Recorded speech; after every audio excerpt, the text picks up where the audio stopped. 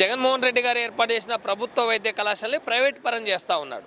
ప్రైవేటీకరణ వల్ల ఆయన బినామీలకు మేలు జరుగుతుంది. ఈ రాష్ట్రంలో పేద విద్యార్థులకి, ప్రతిభావంతులైన విద్యార్థులకి మెడికల్ విద్య అందదు. మననే ప్రభుత్వం ఫీజులు ఖరారు చేస్తుంది. ఐదు మెడికల్ కాలేజీల్లో మేనేజ్మెంట్ కోటా ఫీజు 29 లక్షలు. అంటే ఇన్ని లక్షల రూపాయలు ఫీజులు చెల్లించి చదువుకునే స్తోమత ఉంటుందా? ఆల్ ఇండియా కోటా 50% సీట్లు ఉంటాయి.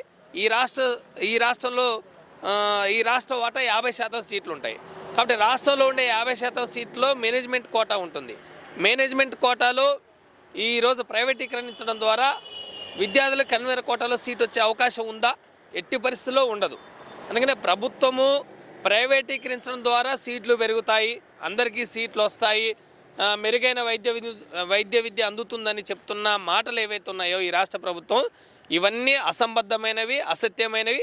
నిజంగా ప్రైవేట్ పరం చేయడం ద్వారా మెడికల్ సీట్లు పెరుగుతాయనే వాదన కాసేపు నిజం అనుకుంటే, మరి ప్రభుత్వం ఎందుకు ఉన్నట్టు, ముఖ్యమంత్రి ఎందుకు ఉన్నట్టు, ఇన్ని ప్రభుత్వ వ్యవస్థలు ఎందుకు ఉన్నట్టు ఆయన సమాధానం చెప్పాలి. ఆయన దగ్గర సమాధానం లేదు.